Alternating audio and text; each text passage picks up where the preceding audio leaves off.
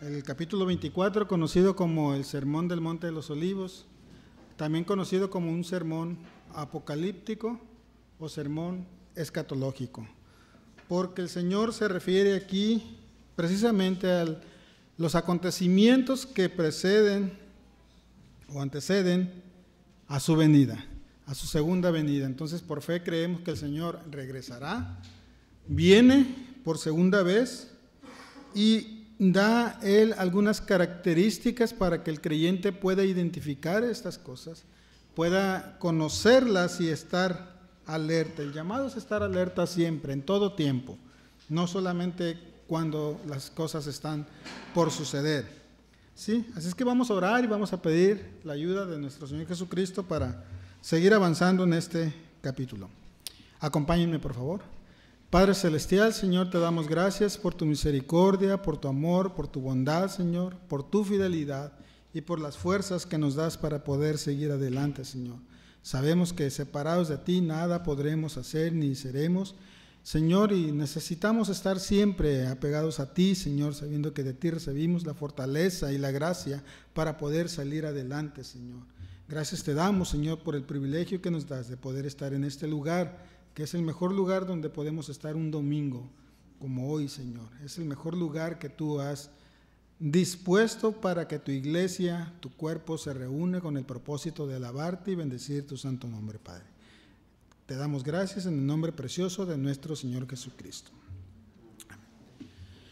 Bien, pues como les decía, estamos en este capítulo 24 y como hemos visto en semanas anteriores, esto parte de una pregunta que los discípulos le hacen al Señor Jesucristo, que la pregunta es motivada también por lo que los discípulos están observando en los últimos días. Estamos en la última semana del Señor Jesucristo, a escasos 2-3 días de ser crucificado. El Señor está exponiendo la palabra, lo ha hecho durante todo el día martes en el templo y ahora estamos en un monte conocido como el Monte de los Olivos. Pero nace una pregunta, una inquietud de los discípulos por saber cuándo sucederán ciertas cosas, qué señales habrá de su venida y qué señales habrá del fin del siglo. El Señor ha estado respondiendo y ha estado dando algunas características, por lo cual este sermón lo hemos, en lo que es la serie completa, le hemos titulado Las profecías del Rey. Y hemos estado viendo algunas profecías. Iniciamos hace ya algunos domingos anteriores con la primera profecía, que fue la destrucción del templo. ¿Sí? En el tiempo de los discípulos era una profecía futuro para ellos. Para nosotros es una profecía cumplida, porque a través de la historia podemos ver que esa profecía se cumplió en el año 70, cuando los romanos sitian la ciudad, destruyen la ciudad y también el templo. Entonces la primera profecía es cumplida. Y podemos separar entonces las preguntas que los discípulos le hacen al Señor Jesucristo en el versículo 3, en el cual vemos 3 preguntas. Dinos, ¿cuándo serán estas cosas? Eso será la primera pregunta, resuelta ya en el año 70, refiriéndonos a la destrucción del templo. Pero vienen 2 preguntas más. ¿Qué señal habrá de tu venida? ¿Y qué señal habrá del fin del siglo? Y el Señor ha estado exponiendo del versículo 4 en adelante características o señales que anuncian que Él regresará. Son promesas, es como una promesa que el Señor va a haber diferentes situaciones a través de la era de la iglesia que la iglesia estará presenciando, que son señales de que Él va a volver. La misma señal que vemos en Hechos capítulo 1, cuando Él es ascendido, los ángeles aparecen y dan también una promesa. A este Señor que están viendo ascender, lo volverán a ver descender. Es una promesa, es una profecía. Estuvimos viendo los primeros versículos del 4 al 8, en donde vimos características o señales de que el Señor va a volver, y del versículo 9 al versículo 14, que fue la última exposición, estuvimos viendo ya lo que son el resto de las señales, y en el cual podemos ver algunas señales. Entre ellas, el Señor predice que habrá una apostasía. Lo vemos en los versículos 9 en adelante, cuando dice el versículo: muchos tropezarán entonces y se entregarán unos a otros, y unos a otros se aborrecerán. Entonces el Señor está prediciendo apostasía en su máxima expresión. Siempre ha habido apostasía, siempre ha habido personas que se oponen a la verdad, pero habrá un acto culminante o extenso que será en el tiempo final de la tribulación. El Señor predice también que el amor de muchos se enfriará por causa de la apostasía. Por causa de estas situaciones va a haber frialdad en el ser humano, ¿sí? Y en el versículo 13, que fue parte del final de la exposición pasada, vemos que dice el versículo 13: mas el que persevere hasta el fin, este será salvo. Y en base a este versículo, analizamos que no se refiere a la salvación eterna, no se refiere a perder o ganar la salvación como muchos lo han interpretado, como doctrinas cristianas también han interpretado que usted puede perder la salvación o la puede ganar, y no se refiere a eso.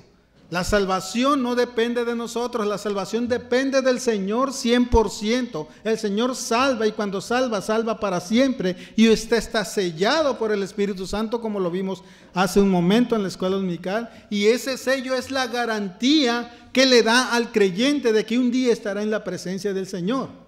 Hay un sello que será inviolable hasta el día final, cuando estemos en la presencia del Señor. Entonces este versículo no se refiere a ganar o perder la salvación, tampoco se refiere a que si usted hace buenas obras, usted va a ser salvo.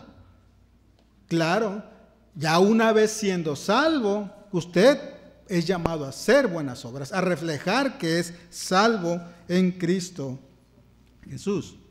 Por lo tanto, el Señor está dando una profecía más, que es precisamente la perseverancia, y eso va a reflejar que habrá una persecución para el creyente en el tiempo final. Siempre ha habido persecución, pero no de una manera intensa como este tiempo final, como lo veremos más adelante, cuando el Señor expresa las palabras que habrá una tribulación como nunca ha habido y como nunca habrá después. Será de manera muy intensa. Entonces, dice el versículo, que el que persevere hasta el fin será salvo. Entonces, ¿a qué tipo de salvación se refiere? ¿A qué tipo de salvación? Se dice que el que persevere será salvo. Pues como lo hemos estado viendo, la persecución será extensa, la persecución será fuerte para el creyente, en el cual el creyente tendrá que demostrar con su vida que es salvo, que es un creyente verdadero, que tiene fe en Cristo Jesús, o con su muerte, ¿sí? Habrá esas dos maneras en el tiempo de la tribulación. O lo demuestras con tu vida, con tus hechos, con tus actos, o dando tu vida, ¿sí? Que va a ser el tiempo final. Por eso dice: el que persevere hasta el fin será salvo. Salvo físicamente, de que conservará su vida, que pasó la tribulación y me salvé. Como dicen en las escuelas, pasé de panzazo, ¿sí? Porque habrá situaciones que el creyente podrá salir vencedor, podrá salir adelante, podrá perseverar. Entonces el Señor está dando una característica aquí, que habrá una persecución, y esa persecución se desata contra todo aquel que declara o se declara como creyente en el Señor Jesucristo. Como lo vimos también, hay un crecimiento de apostasía. Y como lo vemos aquí, el Señor está profetizando que el creyente va a perseverar. Los verdaderos creyentes tendrán que perseverar con vida o con muerte, pero que son creyentes. Y como les he dicho, esto no tiene que ver con salvación eterna o condenación eterna. La salvación es un regalo que el Señor da por medio de la gracia. Lo vemos en Efesios capítulo 2:8. en el cual el Señor revela las palabras a través de Pablo, en el cual la salvación es por gracia, y esto es un regalo que el Señor da al creyente. Y también vemos que la salvación es por fe, sin necesidad de hacer obras. Pero como les he dicho anteriormente, dice el versículo 10, que ya una vez salvos somos llamados a hacer buenas obras. Por lo cual, en el tiempo final de la tribulación, habrá una persecución. Esta persecución en el momento actual no la estamos nosotros presenciando, a pesar de que hay países que sí hay persecución, pero de manera mundial no la hay. Hay países donde se permite que el cristiano viva, que el cristiano conviva, que las iglesias se reúnan, pero también hay países que lo impiden. Pero a lo que se refiere el Señor es que esto va a ser mundial, va a ser una persecución mundial contra todo aquel que declare su fe en Cristo Jesús. Vamos a Apocalipsis capítulo 20, versículo 4.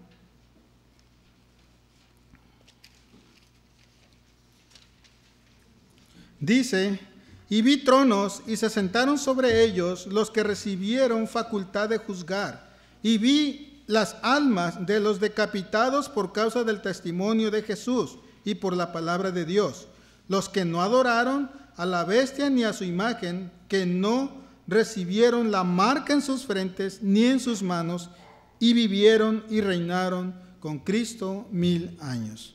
Entonces, el tiempo final habrá una persecución que causará muerte de miles de creyentes. En este periodo no la estamos presenciando, ¿sí? Pero en el tiempo final, decir que es usted cristiano le va a causar la muerte. En el versículo 14 también el Señor predice que habrá un evangelismo mundial. Como hay una apostasía mundial, como hay una persecución mundial, también hay un evangelismo mundial. El evangelio llegará a todas partes del mundo. Dice versículo 14, será predicado este evangelio del reino en todo el mundo para testimonio a todas las naciones, y entonces vendrá el fin.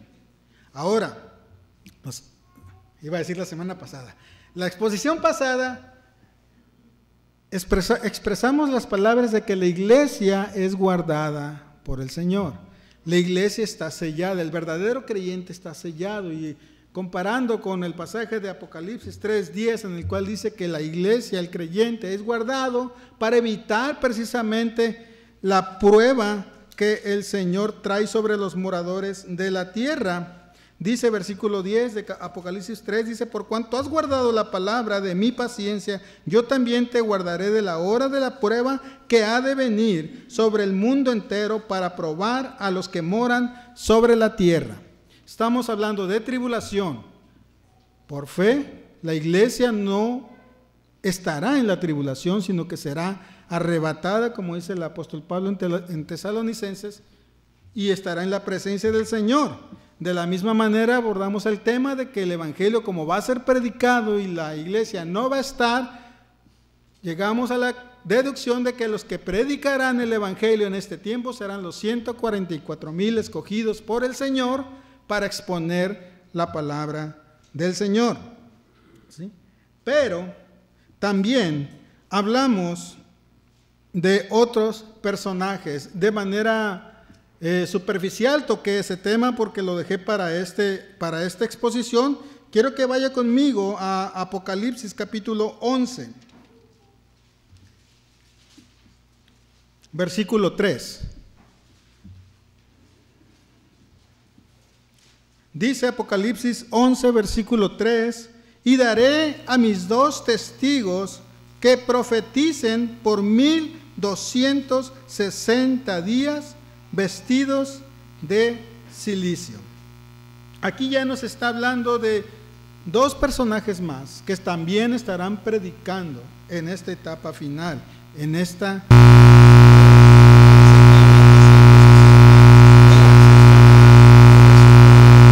años y medio, que también da un resultado de 42 meses. Son equivalencias. ¿Y por qué hablo de días? ¿Por qué hablo de años? ¿Y por qué hablo de meses? Porque usted va a encontrar en Apocalipsis Y en los profetas, Daniel, Ezequiel, donde va a expresar de diferente manera, pero es la misma cantidad.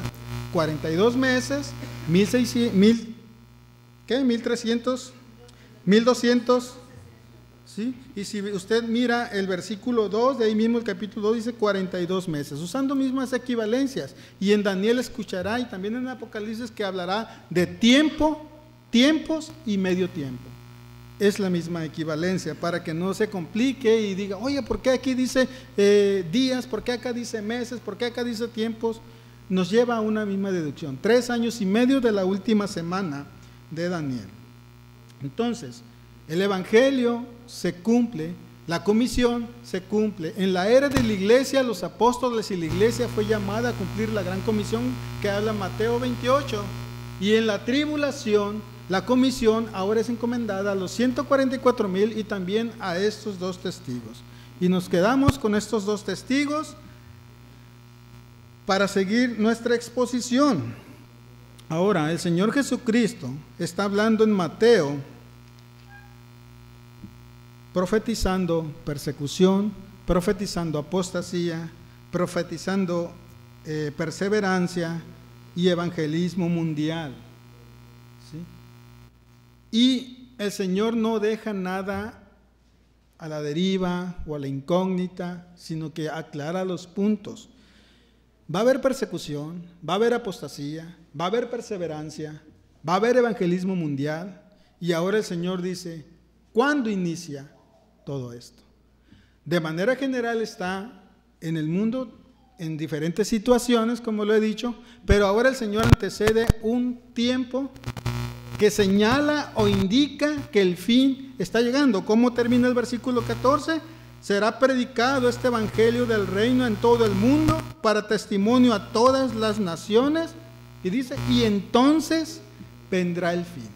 Ahora, el Señor va a demostrar o a explicar a los discípulos cómo van a identificar que el fin está cerca. ¿Sí? Y dice el versículo 15, entramos ahora sí al versículo 15, después de este breve resumen de los versículos anteriores. Dice versículo 15, por tanto, cuando veáis en el lugar santo la abominación desoladora de que habló el profeta Daniel. Y quiero que ponga énfasis también en lo que está entre paréntesis. El que lee, entienda. ¿Por qué? Porque precisamente en base a este pasaje ha habido diferentes interpretaciones también tocante a la abominación desoladora. La pregunta es, ¿qué es una abominación? Una abominación es aludir a alguien o a algo que es malo o perjudicial y por tal motivo es digno de aborrecer y de detestar. Eso es una abominación. Pero, juntando las 2 palabras, una abominación desoladora es una acción, un objeto o una persona que hace que los adoradores abandonen el templo. ¿Qué es lo que está diciendo el Señor? El Señor está prediciendo aquí.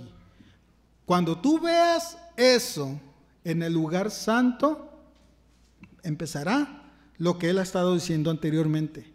Una apostasía intensa, una persecución intensa, y el evangelismo está siendo expuesto por los 144,000 y por los 2 testigos, y nos lleva precisamente a la profecía de Daniel. ¿Sí? Entonces, finalmente, este periodo se caracteriza por ser un tiempo de gran angustia para Israel. Ahí va a empezar todo, en Israel. Es como decir, todos los focos apuntan a Israel, porque de ahí va a partir, va a salir el inicio de una gran angustia, de un gran periodo de tribulación. El periodo de tribulación tiene 2 propósitos.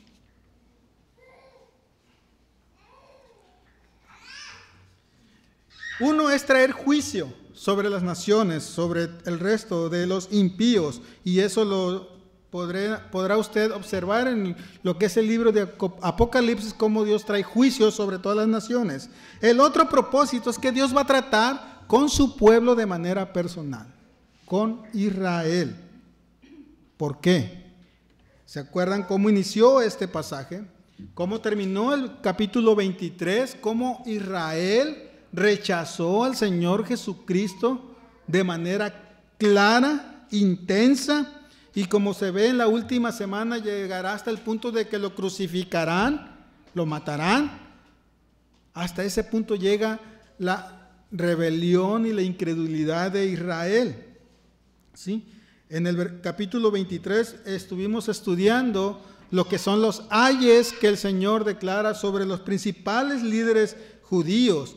Al final del capítulo 23 estuvimos viendo cómo el Señor se lamenta por Jerusalén. En el versículo 37, cuando dice: Jerusalén, Jerusalén, que matas a los profetas y apedreas a los que te son enviados.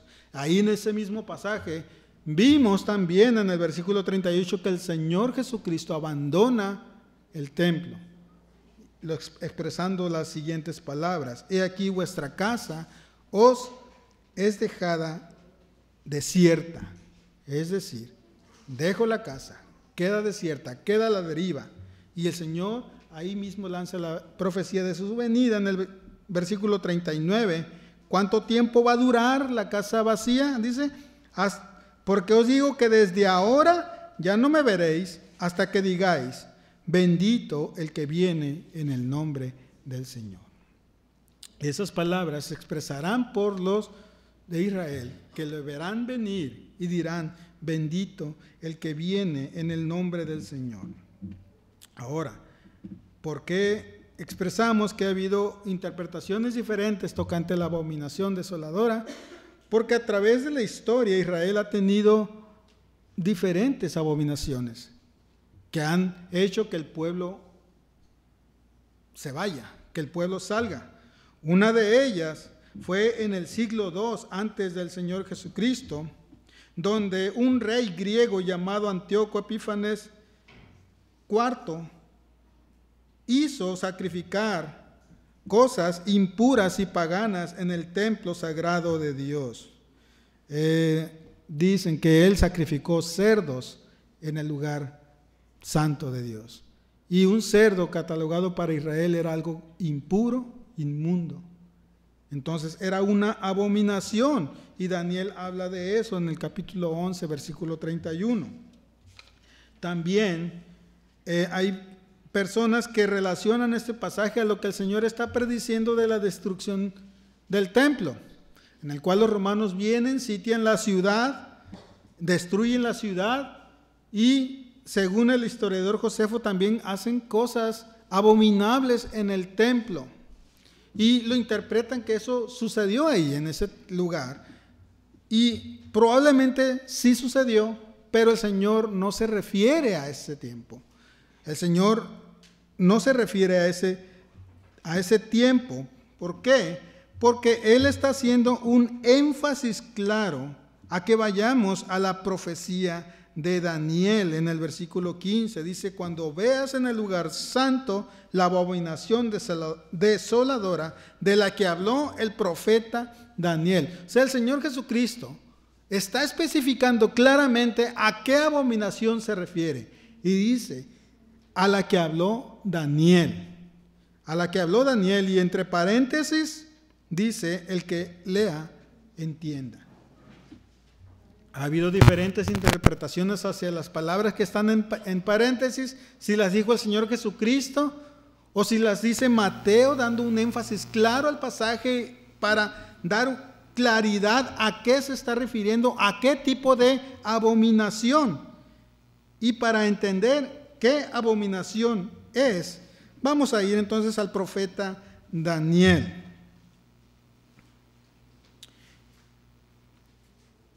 Y es Daniel capítulo 9, versículo 27.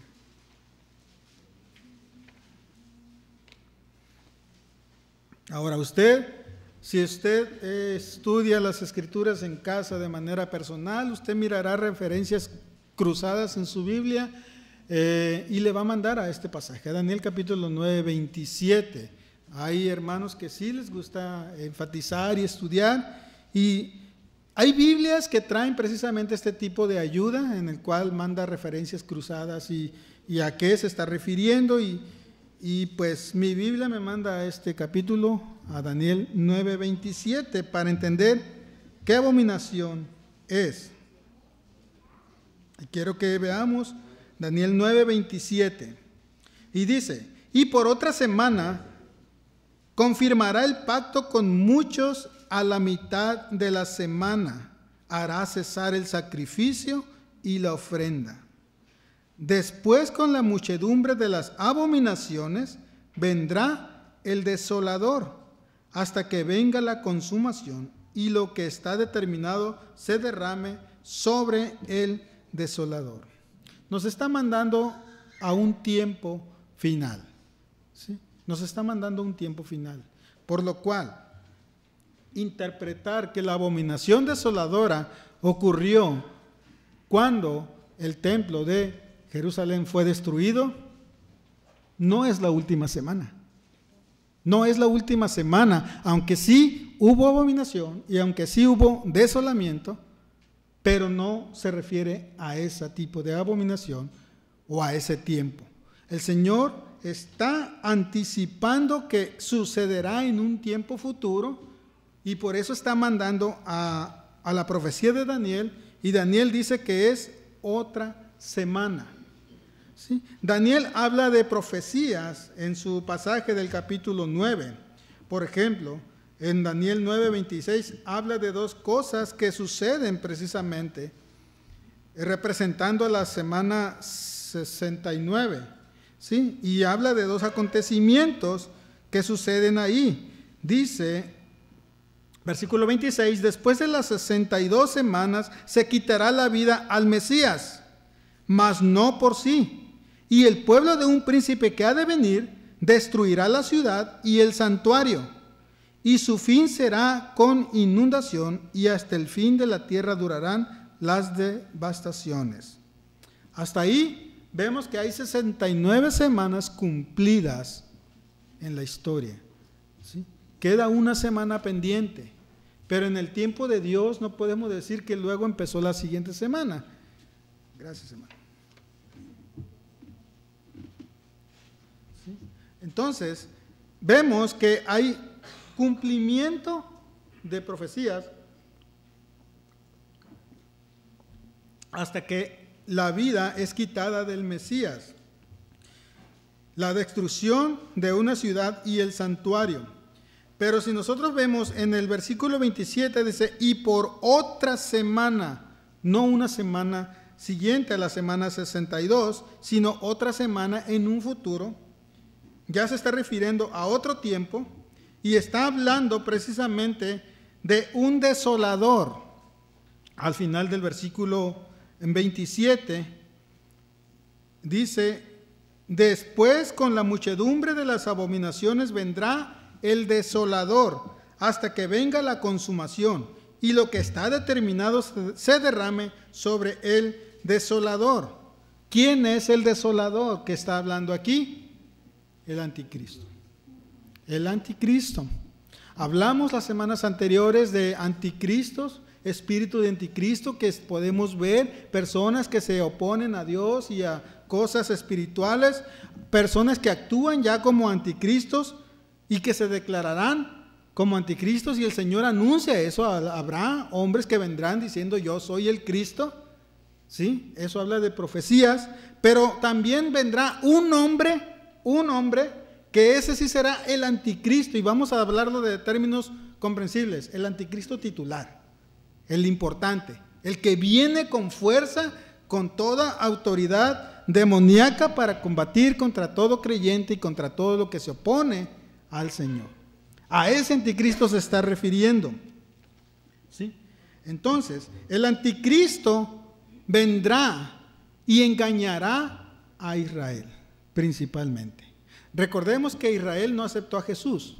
no quiso a Jesús como Mesías. A la actualidad, Israel sigue esperando un Mesías. Sigue esperando a alguien que venga a libertar, a dar eso que ellos desean. El anticristo viene y engaña a Israel. Israel pensará que es el Mesías que tanto tiempo han esperado, en el cual ellos han estudiado, y este falso Mesías hará un pacto con ellos. Hará un pacto con ellos, el cual, como dice Daniel, será violado a la mitad de esa semana. Por semana, aquí en este pasaje entendemos un periodo de 7 años. Entonces, 3 años y medio estará engañando a Israel, ofreciendo una aparente paz, en el cual habrá paz en el Medio Oriente. Ahorita ustedes no ven paz en esta región. En ese tiempo habrá paz, habrá armonía. Este hombre vendrá, se hará pasar por el Cristo, y Pablo habla de él en 2 de Tesalonicenses, capítulo 2, versículo 4. También hablando de este personaje. Y quiero que vaya conmigo a 2 de Tesalonicenses, capítulo 2, versículo 4. Desde el versículo 1 vamos a leer, dice, porque muchos... me equivoqué, estoy en primera. Dice, pero con respecto a la venida de nuestro Señor Jesucristo y nuestra reunión con Él, os rogamos, hermanos, que no os dejéis mover fácilmente de vuestro modo de pensar, ni os conturbéis, ni por espíritu, ni por palabra, ni por carta, como si fuera nuestra, en el sentido de que el día del Señor está cerca. Nadie os engañe en ninguna manera, porque no vendrá sin que antes venga y se manifieste de pecado y el hijo de perdición, el cual se opone y se levanta contra todo lo que se llama Dios o es objeto de culto, tanto que se sienta en el templo de Dios como Dios.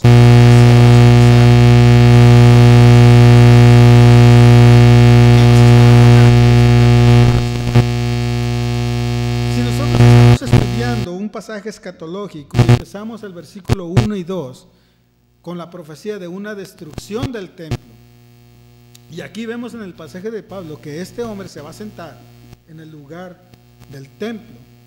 Entonces estamos viendo que el Señor está prediciendo también que habrá un tercer templo o un tercer lugar de reunión, ¿sí? Habrá un tercer lugar de reunión, y por eso muchos interpretan que esto sucede antes de la destrucción del templo en el año 70, porque lo relacionan ahí mismo. Pero dice el Señor, vamos a Daniel y el que lea entienda. Se refiere a otro tiempo. Pablo está hablando de que este hombre se sentará en el templo. Entonces, por lógica deducimos que habrá un tercer templo, un tercer lugar, que este anticristo construirá para Israel. ¿Por qué? Porque los tiene engañados. Se está haciendo pasar como el Mesías, se está haciendo que le adoren, dice Pablo, que le adoren, se sienta, dice, ese objeto está en contra de todo lo que se llame Dios, y se sienta en el templo como Dios, haciéndose pasar por Dios. Este tipo de actitud, de que él se siente Dios y se hace pasar por Dios, Israel en un tiempo lo acepta, porque ellos están esperando al Mesías. Él les está engañando e Israel acepta ese tipo de situación, pero es por un tiempo, como dice Daniel, a la mitad sus ojos serán abiertos. A la mitad de este tipo de situación las cosas van a cambiar, ¿sí? Daniel está prediciendo también este tipo de situación en el capítulo 11,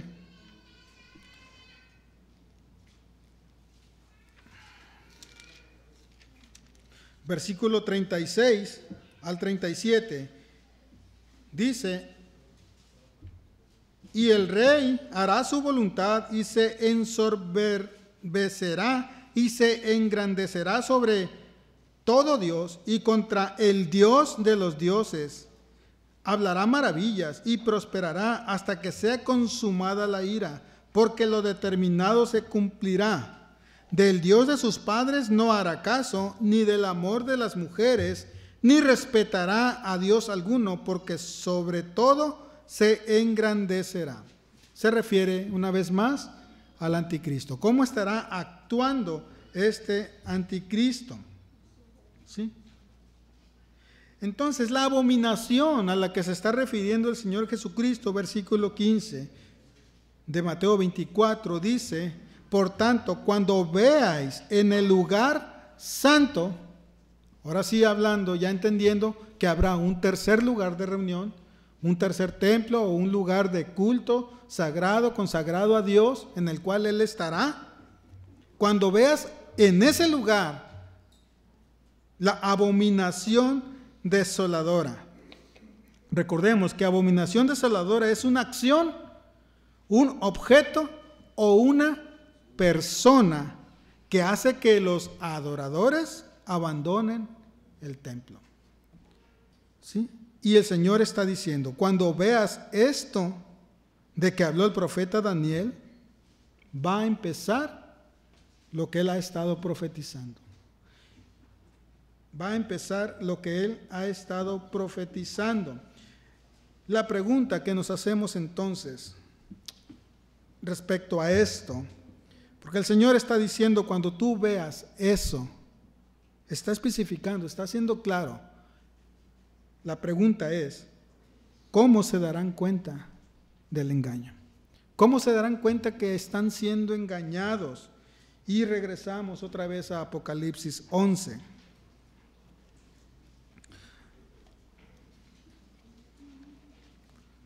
Apocalipsis 11 está hablando de dos personajes que están predicando la palabra. Versículo 3. Y daré a mis dos testigos que profeticen por 1260 días vestidos de cilicio. Daniel 9:27 habla, dice, y a la mitad empezará la desolación. En pocas palabras, que esa mitad son los 1260 días que habla aquí. Entonces estos dos hombres estarán predicando por 3 años y medio la palabra desde Israel, desde ahí. Dice versículo 4, ahora sí continuando, dice, estos dos testigos son los dos olivos y los dos candeleros que están en pie delante del Dios de la tierra.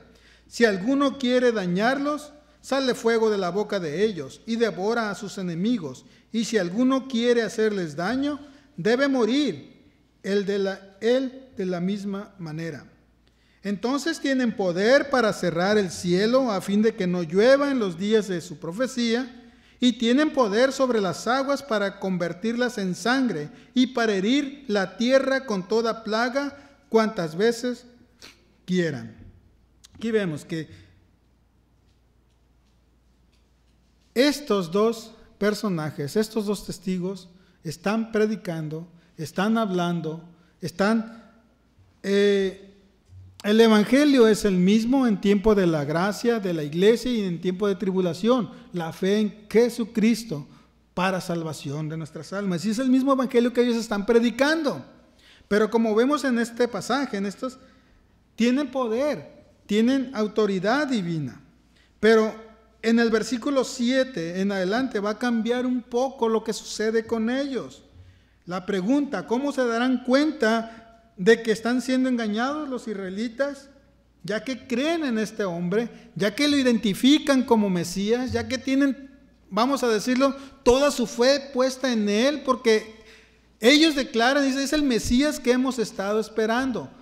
La cosa es cambiar esa situación, y es aquí donde sucede. Dice, cuando hayan acabado su testimonio, la bestia que sube del abismo hará guerra contra ellos y los vencerá y los matará. ¿Sí? El anticristo cometerá la abominación en el lugar santo, sentándose en ese lugar, declarándose Dios, declarándose tener la autoridad divina. Los israelitas estarán ciegos a ese acto, estarán aceptando eso, pero tiene que ocurrir algo extraordinario para que ellos cambien la versión y vean que es un falso total.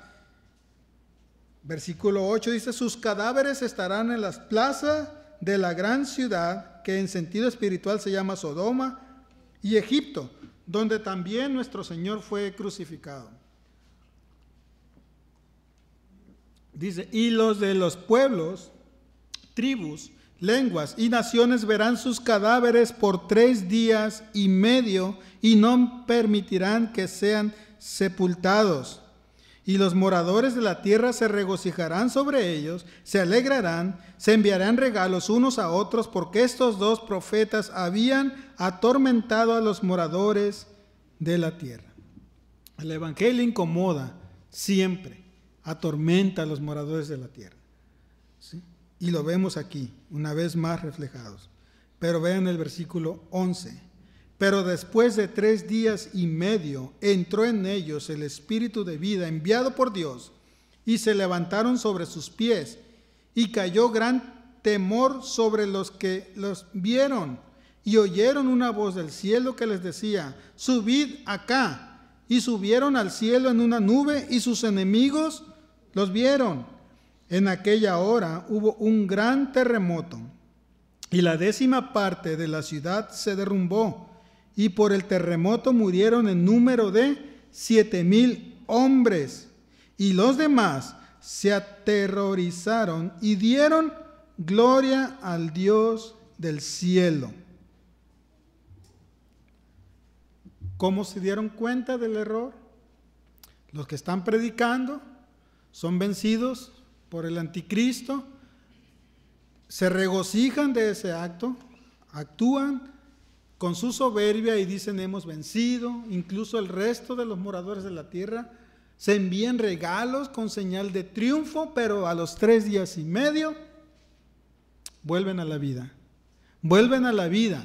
Hay un terremoto, mueren 7,000 hombres y el resto, dice, abren sus ojos y entienden que el que está en el trono del templo en ese tiempo es un falso. Es una abominación lo que está sucediendo. Recuerde, abominación desoladora es una acción. ¿Qué acción está cometiendo? Se declara Dios. Es un objeto. No puede usted poner nada o hacerse una imagen de cualquier cosa para adorar. Y eso lo vemos en los 10 mandamientos. El primer mandamiento dice en Éxodo 20, no te harás imagen de nada creado, cosa creada en el cielo, en la tierra o debajo de la tierra. No hay ningún objeto. Y luego dice, es o una persona que hace que los adoradores abandonen el templo. ¿Qué está diciendo el Señor Jesucristo entonces aquí?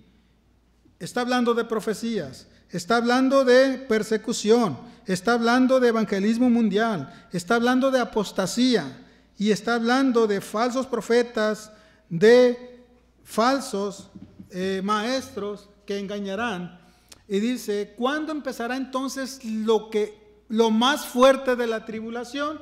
Y el Señor Jesucristo le dice, lo vas a ver cuando veas en el lugar santo, en el templo, la abominación.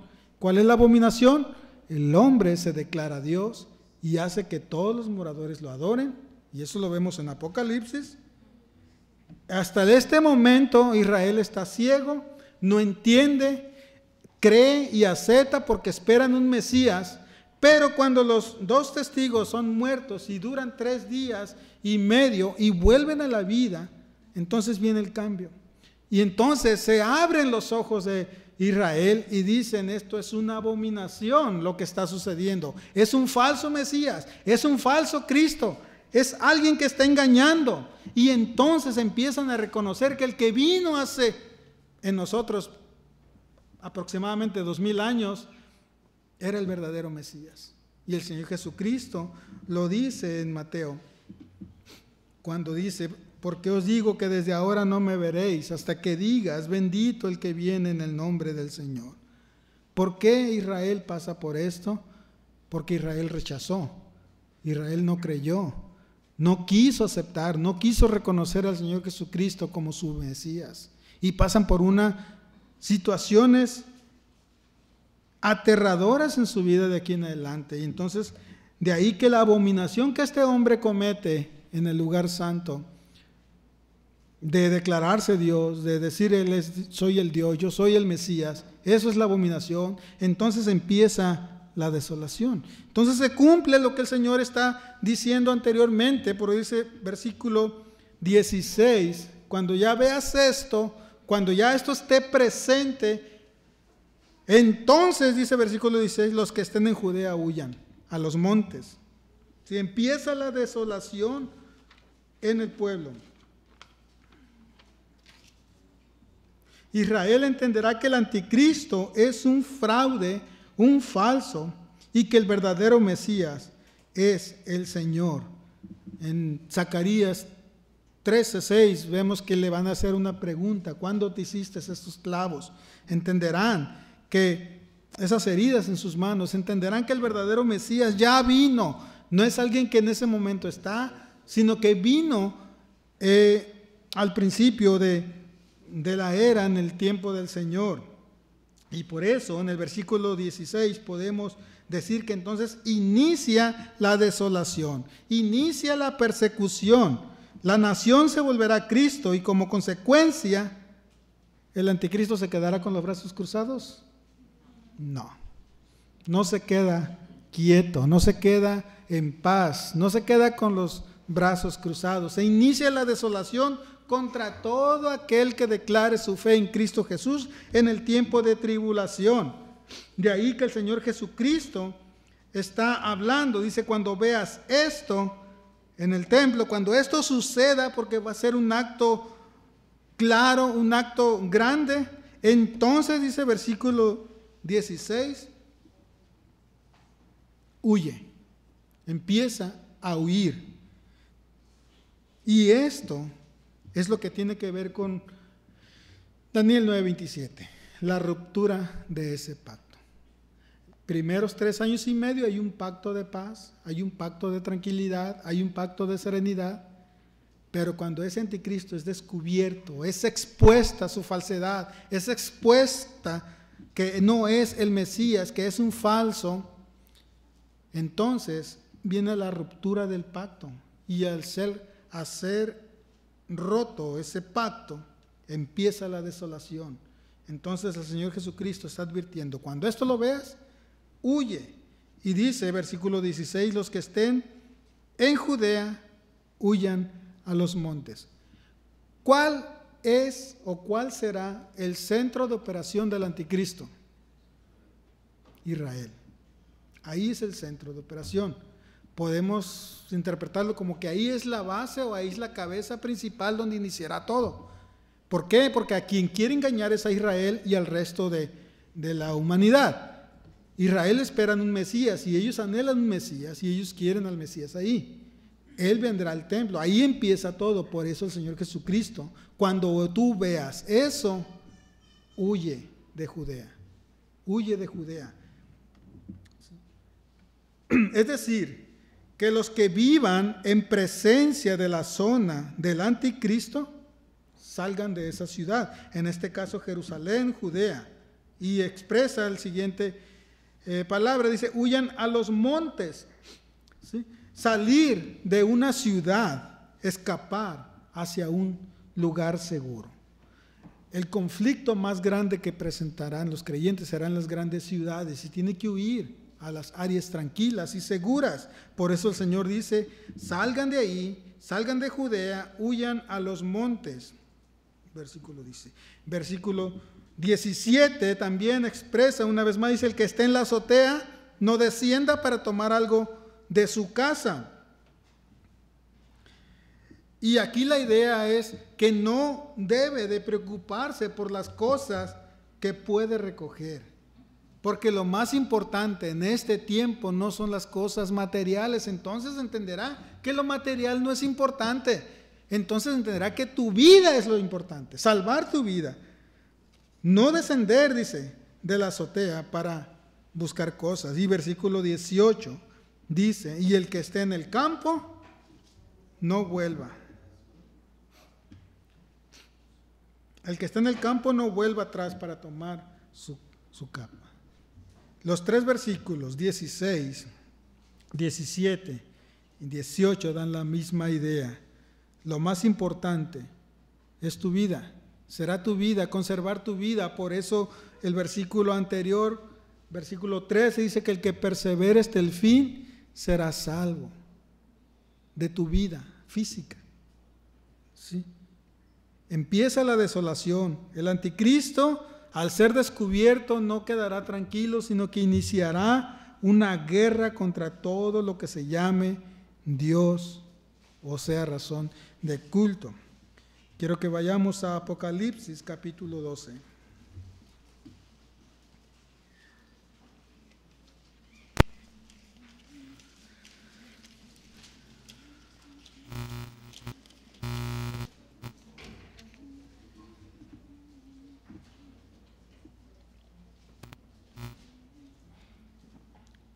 Dice el versículo 6. Dice, y la mujer huyó al desierto donde tiene lugar preparado por Dios para que allí la sustenten por 1260 días. Una vez más la misma cifra, 3 años y medio, 42 meses. Dice el versículo 14, y se le dieron a la mujer los 2 alas de la gran águila para que volase delante de la serpiente al desierto, a su lugar donde es sustentada por un tiempo y tiempos y la mitad de tiempo. Misma equivalencia. Dice, del versículo 13 al versículo 16 leemos y dice, y cuando vio el dragón que había sido arrojado a la tierra, persiguió a la mujer que había dado a luz al hijo varón. Y se le dieron a la mujer los 2 alas de la gran águila para que volase de delante de la serpiente al desierto, a su lugar, donde es sustentada por un tiempo y tiempos y la mitad de un tiempo. Y la serpiente arrojó de su boca tras la mujer agua como un río para que fuese arrastrada por el río. Pero la tierra ayudó a la mujer, pues la tierra abrió su boca y tragó el río que el dragón había echado de su boca. Entonces el dragón se llenó de ira contra la mujer y se fue a hacer guerra contra el resto de los descendientes de ella, los que guardan los mandamientos de Dios y tienen el testimonio de Jesucristo. Entrar en detalles sobre dragón, sobre mujer, sería armar otro estudio más. Básicamente, dragón representa a Satanás y la mujer representa a Israel. Ahí inicia todo. ¿Sí? El anticristo, cuando es descubierto, cuando es delatado prácticamente su falsedad, va a empezar una guerra contra todo, como dice al final del versículo 17 del capítulo 12 de Apocalipsis. Dice que hace guerra con el resto de los descendientes de ella, los que guardan los mandamientos de Dios y tienen el testimonio de Jesucristo. Aquí vemos que inicia una desolación contra todo creyente en ese tiempo. La semana pasada hice una pregunta que fue el final del sermón pasado, creyendo en nosotros, en nuestra fe, que la iglesia es guardada, basándonos en el pasaje de Apocalipsis 3:10, que la iglesia no pasa por la tribulación, que es el tiempo que está hablando aquí el Señor Jesucristo. El creyente verdadero pertenece a la iglesia, el Espíritu Santo lo introduce en la iglesia, en una familia. En Apocalipsis 2:47 dice que el Señor añade cada día a la iglesia los que han de ser salvos.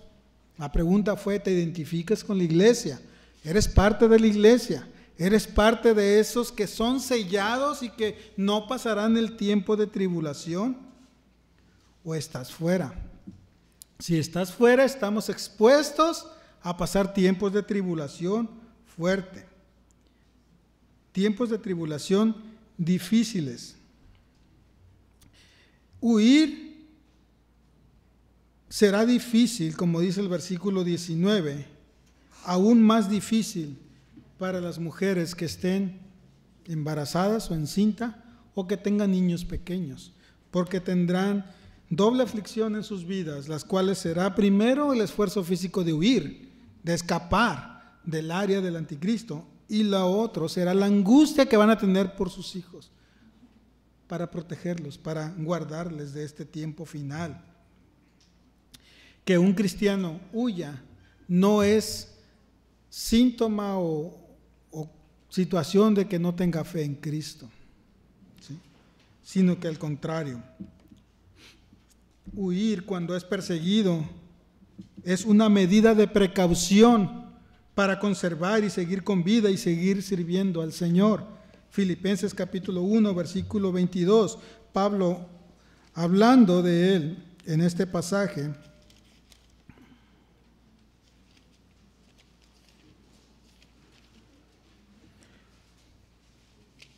dice, Filipenses capítulo 1, versículo 22, mas si el vivir en la carne resulta para mí en beneficio de la obra, no sé entonces qué escoger, porque de ambas cosas estoy puesto en estrecho, teniendo deseo de partir y estar con Cristo, lo cual es mucho mejor. Pero quedar en la carne es necesario por causa de vosotros, y confiando en esto, sé que quedaré, que aún permaneceré con todos vosotros para vuestro provecho y gozo en la fe. Entonces, el mandato aquí de que el Señor está expresando, dice, huyan, es para que sigan sirviendo al Señor, sigan exponiendo la palabra, sigan hablando del Evangelio de Cristo. ¿Sí? El Señor está exponiendo este pasaje y, como lo hemos dicho al principio, se refiere a un tiempo futuro, a un tiempo final. Pero aún así, este tiempo es conocido como el tiempo de la tribulación o gran tribulación o la última semana, como usted lo quiere entender. Pero aún así nosotros estamos expuestos a tribulación, angustia en nuestras situaciones diarias, en nuestras situaciones cotidianas. Y debemos estar también dispuestos a sufrir tribulación, a sufrir por el Señor Jesucristo. Dice el apóstol, dice que el que quiera vivir piadosamente va a padecer persecución, va a padecer situaciones adversas. Por eso el Señor termina este pasaje en el versículo 20 con una exhortación de manera general, una exhortación que es para todo creyente en la actualidad y en tiempo de tribulación. Y la exhortación es orar, orar, orar en todo tiempo, orar intensamente en tiempos de conflicto y tribulación, de manera que Dios, que permite que la angustia llegue al creyente, también conceda en su providencia circunstancias favorables que mitiguen la intensidad del sufrimiento o que no se incremente. ¿Sí? La oración es el instrumento que todo creyente debe estar haciendo ahorita en la actualidad siempre. Es un elemento que permite sobrellevar la angustia con la disposición de la gracia. La respuesta a la oración permitirá sentir la presencia de Dios en su vida. Recordemos que más adelante en el Getsemaní veremos el tema de la oración en el Señor Jesucristo cuando está en el Getsemaní y está orando. Viene una agonía fuerte para Él, viene algo difícil para Él y lo expresa en sus palabras. Dice: Padre, si es posible que pase de mí esta copa, pero no se haga la que yo quiero. Pero vemos cómo el Padre lo reconforta, enviando ángeles que le ayuden, que le animen a seguir adelante. Como termina el versículo 20, entonces es una exhortación para todo creyente a orar. Pedir, dice aquí, que vuestra huida no sea en invierno o en día de reposo, y eso habla de Israel también, por las cuestiones climatológicas y por la doctrina que los judíos practican sobre las leyes, sobre el día de reposo. Pero si nosotros nos vamos al tiempo actual, a lo que es lo espiritual, al referirnos al invierno, se puede ver de manera espiritual ese invierno que pasamos nosotros cada día en nuestras vidas. Pueden ser problemas espirituales, pueden ser diferentes estados de ánimo en nuestras vidas, todo este tipo de situaciones son superados a través del recurso de la oración. Santiago capítulo 5, versículo 13.